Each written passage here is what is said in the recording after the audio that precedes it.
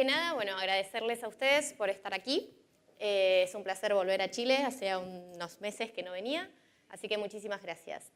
Caras conocidas, por algún lado, así que agradezco que estén aquí nuevamente y bueno, que disfruten este evento, que creo que es muy importante para la industria, es muy importante para Chile, principalmente porque ya vamos a ver acá, que creo que me toca trabajar en esa región que dice MCO Bénica, MCO, significa Multi-Country Organizations. La idea era que era todo Latinoamérica menos Brasil y México. Y dentro de esa región, Chile es el más avanzado en lo que es la temática BIM. Así que bueno, hoy en sí lo que vamos a hablar es sobre las tendencias de esta industria. Las tendencias de la construcción, las tendencias de lo que es la tecnología aplicada a esa construcción. Entonces, vamos a hablar acerca de 8 tendencias tecnológicas y Autodesk tiene una visión que la llama el The Future of Making Things, o el futuro de hacer las cosas. ¿Qué significa eso? Es posicionarnos en un mundo en el cual va a cambiar en 20 años lo que no ha cambiado hace 2000. Esa es nuestra visión para decir que dentro de los próximos 20 años va a cambiar totalmente el sistema. Más que el sistema es la industrialización de la construcción y ese es el mensaje. Hablar de tendencias tecnológicas es hablar de que la misma tecnología es la que está cambiando y que nosotros nos tenemos que adaptar a ese cambio. No estamos hablando de innovación. Básicamente la innovación es conocer algo nuevo y empezar a descubrir cosas nuevas. Acá lo que tenemos que hacer es empezar a adaptarnos a esa tecnología que hoy ya existe. Entonces vamos a empezar de a poco y con la primera, que es probable que ya muchos de ustedes lo conozcan, pero la principal tendencia hoy en lo que es la topografía es trabajar con la topografía de alta definición. Esa topografía que hoy nos permite, a través de escáner láseres y de fotogrametría, hacer un levantamiento de una información sumamente importante e imposible de hacerlo manualmente. Esa tecnología hoy de avanzada, esa tecnología que hoy ya cada vez más hasta en un supermercado se puede comprar un dron, es algo que justamente se está adaptando a nuestra industria. Y en este caso es un ejemplo de una represa en Estados Unidos que tiene más de, creo que 30, 40 años, en el cual los planos ya no eran casi planos, era un papel archivado. Pero bueno, la intención de esto era relevar toda esa información importante que actualmente se tiene, hacer pruebas de simulación de inundaciones, simulación de alguna quebradura o rajadura, hacer el trabajo con respecto a todo el levantamiento de información para hacer simulaciones de operación y mantenimiento sobre este modelo. Entonces, ahí es donde nosotros apuntamos cuando hoy hacer algo imposible existe que la tecnología nos puede ayudar y lo podemos lograr. El segundo punto es hablar del diseño generativo, el Generative Design, en donde el diseño generativo en sí existe porque hoy el sistema me permite hacer esto. Sin el sistema, sin la tecnología, sin una computadora, sin la nube, no podría hacer este tipo de soluciones. En este caso lo que están viendo es un video de una pieza de un avión en el cual está siendo analizada para minimizar el peso, minimizar los materiales utilizados y que tengan la misma resistencia y la misma funcionalidad. Entonces, en este caso, obviamente, la tecnología ayuda a que ese diseño sea posible. Acá es un punto bastante importante en donde creo que acá es también un cambio interesante a la hora de hablar de nuestra industria. ¿Por qué? Porque justamente es industrializar nuestro sistema constructivo. Empieza la robótica, empieza lo que es el diseño generativo, empieza lo que hablamos también del el 3D printer o la impresora 3D. En este caso lo que están viendo es MX3D en Ámsterdam. Hizo todo un estudio de diseño generativo para generar un puente, pero no solo eso, con la menor cantidad de estructura posible, con la menor cantidad de uso de material posible, sino también que sea impreso en metal y con brazos robóticos. Esa es la idea y esto es el prototipo. Básicamente, imagínense estar en un parque y que hayan 2 robots que estén fabricando y construyendo un puente. Y acá es un ejemplo más local, no es Ámsterdam, esto es Colombia, estamos en Latinoamérica. Ellos mismos crearon su propia impresora 3D, en el cual le permite hacer bajo concreto todas piezas que sirven para hacer mobiliario urbano, prefabricados, estructuras, bueno, básicamente muros, que estaban haciendo en este caso la prueba, pero es entender justamente de que el 3D vino para industrializar también nuestra construcción y nuestra industria.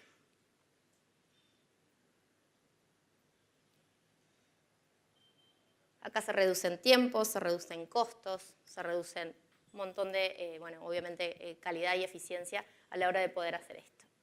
Están pensando en hacer estas casas, no digo prefabricadas, pero sí impresas, para lo que es una acción social y poder hacer viviendas de impacto social en Colombia. Y acá llegamos a otro punto en el cual está la era de la conexión. Hoy todos estamos conectados, constantemente conectados. Y acá lo importante, y asociarlo con nuestros proyectos o con nuestra industria, esa conexión es la que nos tiene que permitir acceder a la información. Esa información del proyecto, esa información que tiene que estar viva, tiene que estar compartida, tiene que tener acceso libre de todos los integrantes de un proyecto para poder justamente ser ese BIM que nosotros estamos hablando, colaborativo y eficiente. Entonces nosotros en ese mensaje siempre hablamos de Connected BIM o del BIM conectado.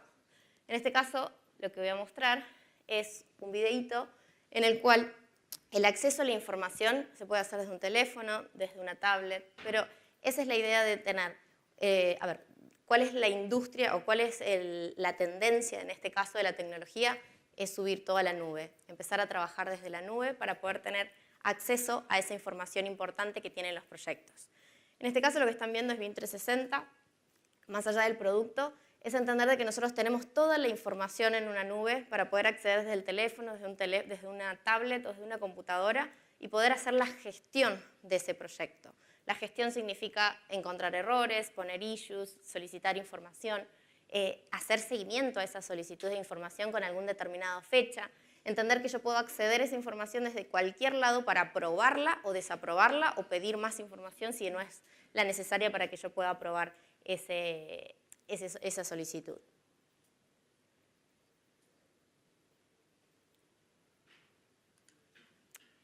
También entender de que, y es muy probable que nos pase en todos nuestros proyectos, el hecho de la cantidad de versionados que tenemos entre las distintas planos.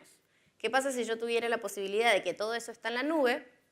El arquitecto sincronizó, hizo su publicación de su modelo, yo me vengo a estas plataformas en nube y que yo pudiera ver que todo lo que está en rojo se borró, todo lo que está en amarillo se modificó y todo lo que está en verde está agregado de una versión a otra.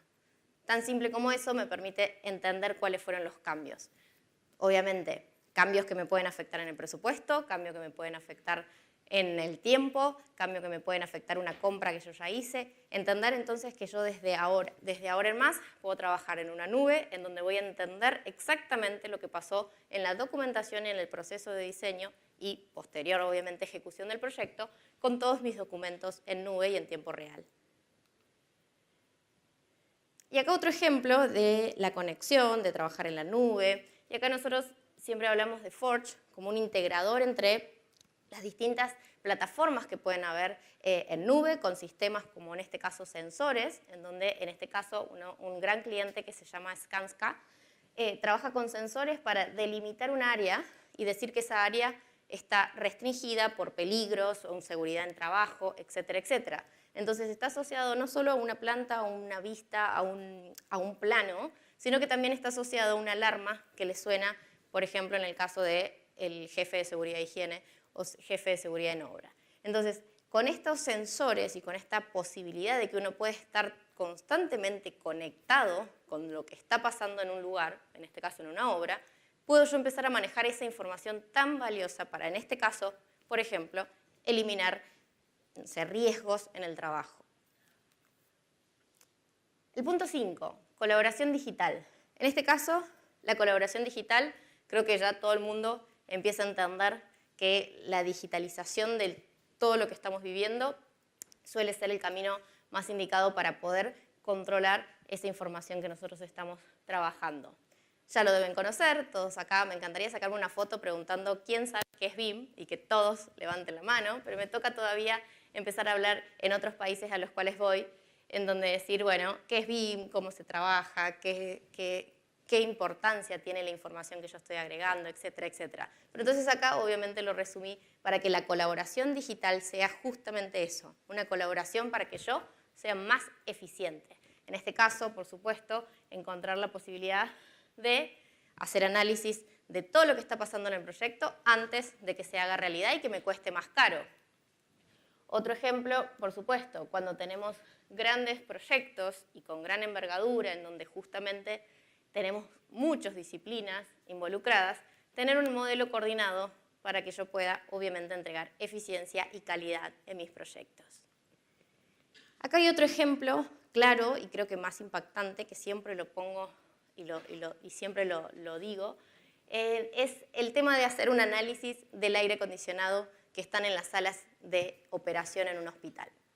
Si ustedes se imaginan acá, gente operando, este es un nivel horizontal, a 1,10 metros, pongámosle, en donde si yo puedo hacer este estudio, puedo asegurar el clima o la temperatura en realidad que va a tener ese nivel horizontal en un espacio. ¿Qué es lo que permite esto? Matar las bacterias que se empiezan a generar cuando la temperatura de un espacio es superior a la que la bacteria está muerta. Entonces, en este caso se ha comprobado que se utiliza en muchos lugares para bajar la cantidad de muertes que hay por infección en esos hospitales durante una operación.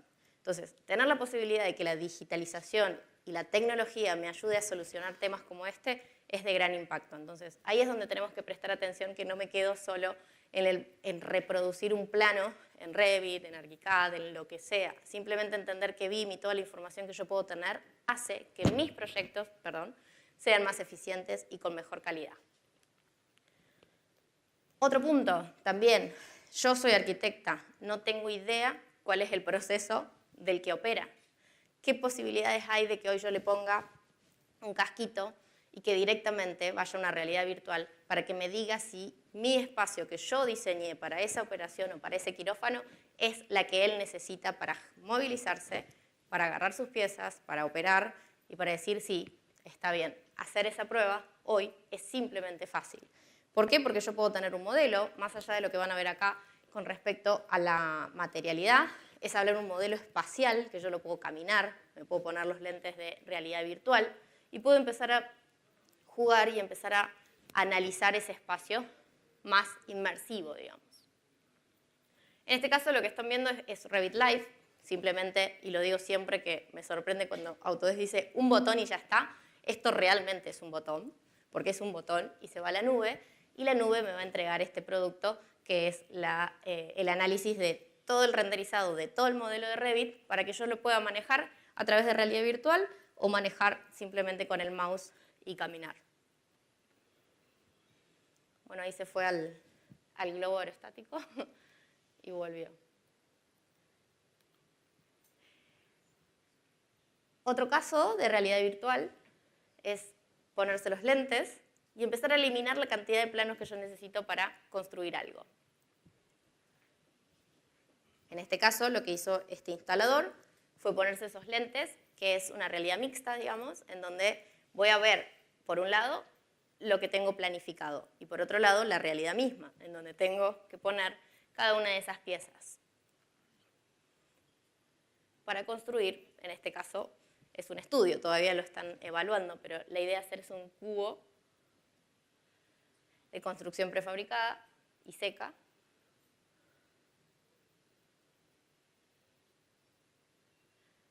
en donde los planos empiezan a ser innecesarios para la construcción de este tipo de tecnología.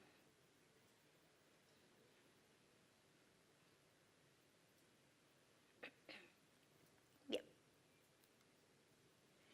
Acá llegamos a otro punto, y estoy seguro que algunos de ustedes ya es bastante conocido, es el hecho de aprendizaje automático o machine learning.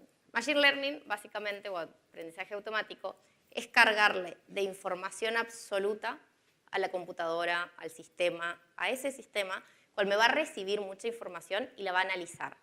Ese análisis me va a permitir a mí ponerle parámetros. Esos parámetros es decirle, por ejemplo, en este caso es un estudio que se hizo en una oficina de Estados Unidos de Autodesk, en donde se puso los parámetros, por ejemplo, es el recorrido entre una persona y la otra por cercanía de cómo trabajan en equipo.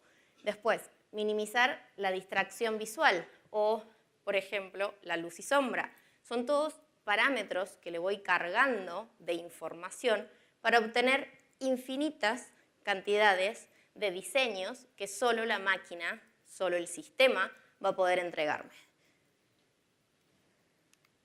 En ese caso, conocen, y por eso lo decía, Dynamo.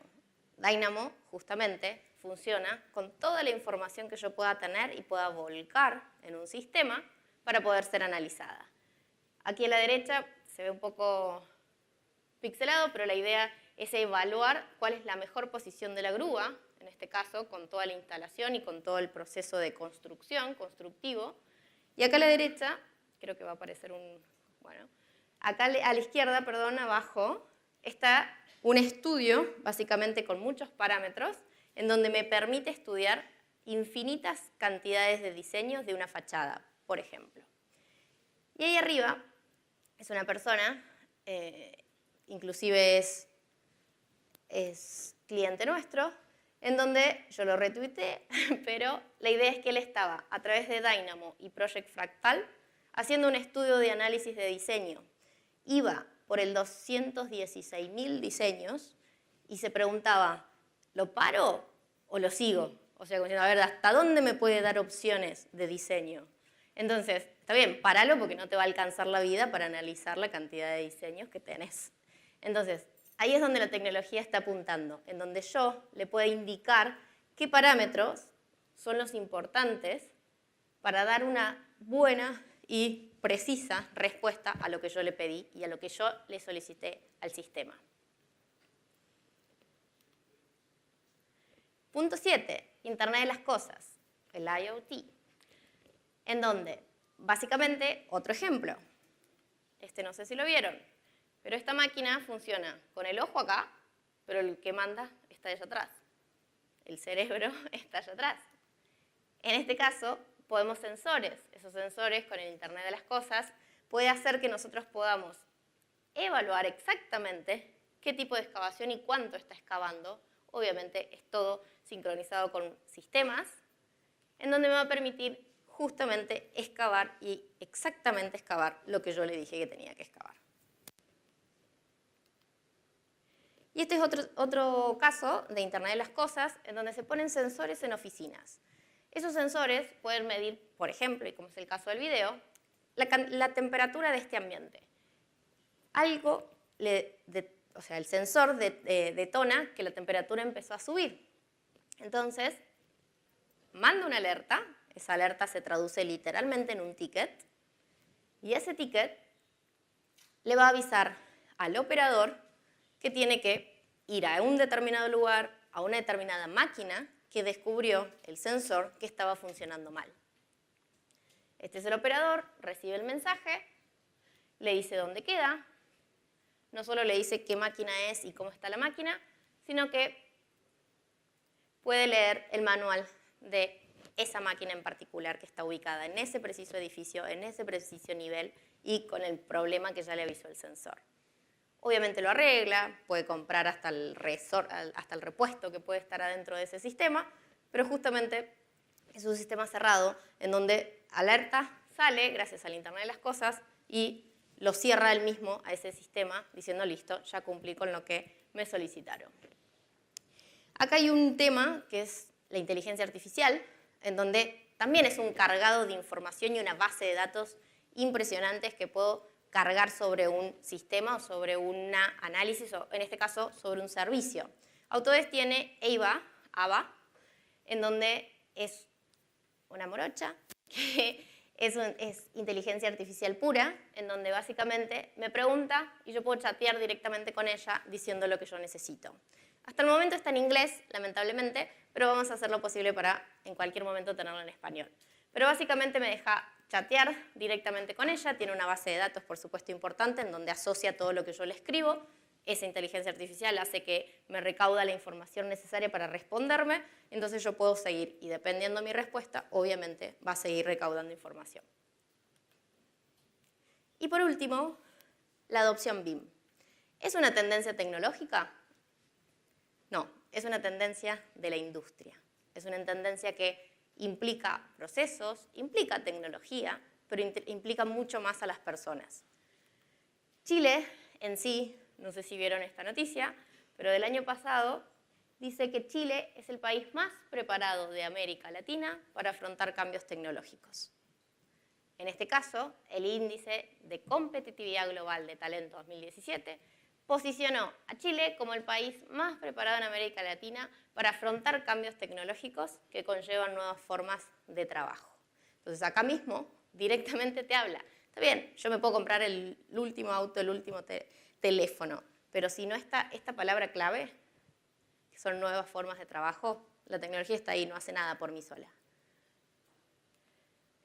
Entonces ahí es donde yo siempre asocio esto de por qué trabajar en BIM, por qué la gente lo está adaptando, por qué BIM realmente se pudo posicionar en un país como ustedes, porque justamente es trabajar colaborativamente y bajo una misma información.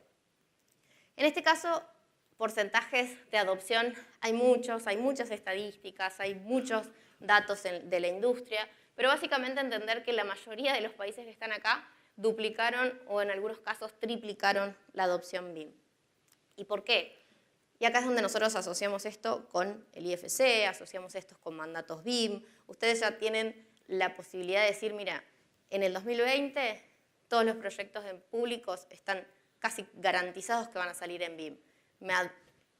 O me pongo a cocinar o sigo como arquitecta, pero me meto a este barco que me va a llevar a ser mejor y a ser más eficiente.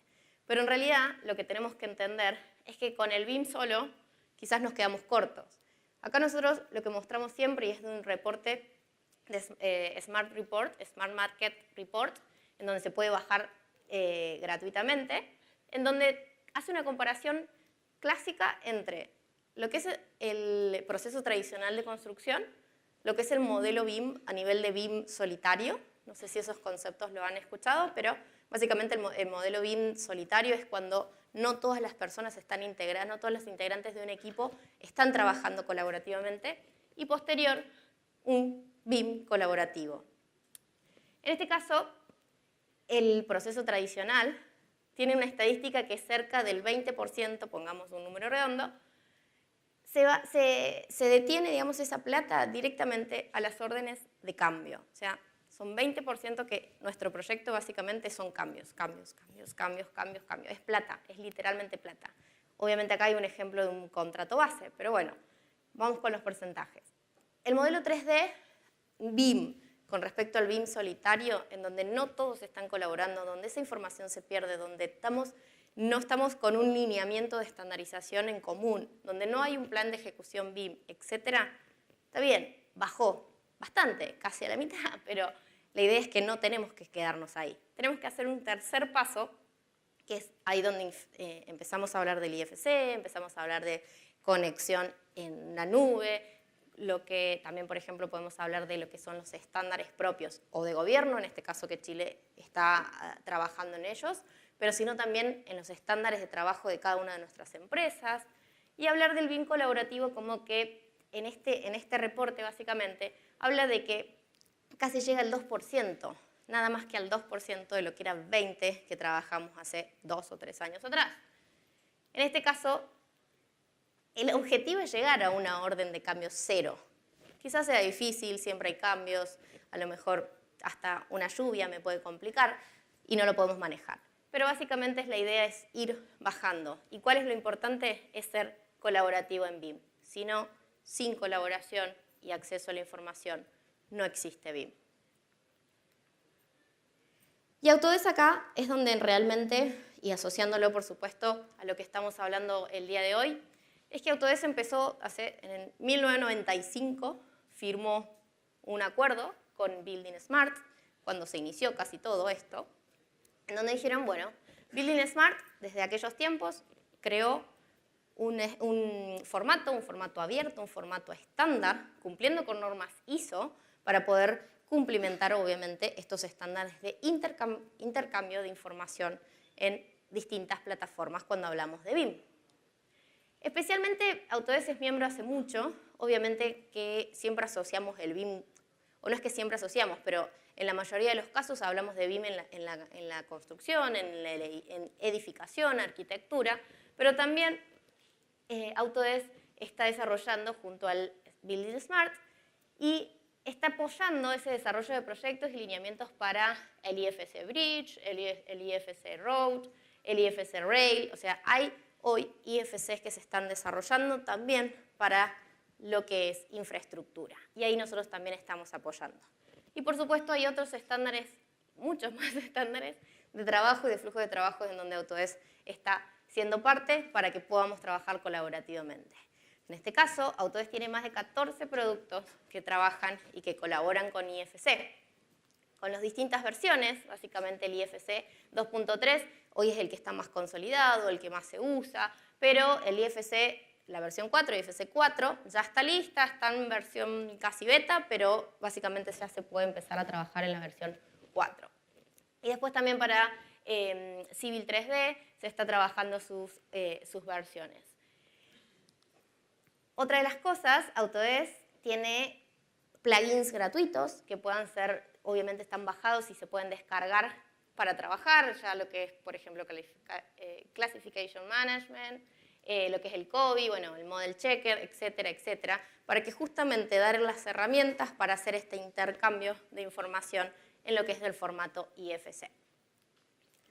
Y por último, sí invitarlos a que busquen nuestras guías para el uso e intercambio de IFC con nuestros productos, en donde ya tenemos el manual de IFC para Revit, ya está en español, ya lo traducimos, hicimos todo el esfuerzo para traducirlo rápidamente para que ya esté listo antes de este evento. Están en las redes sociales, en nuestras páginas oficiales, tanto de Sonda como de Autodesk, lo van a poder encontrar.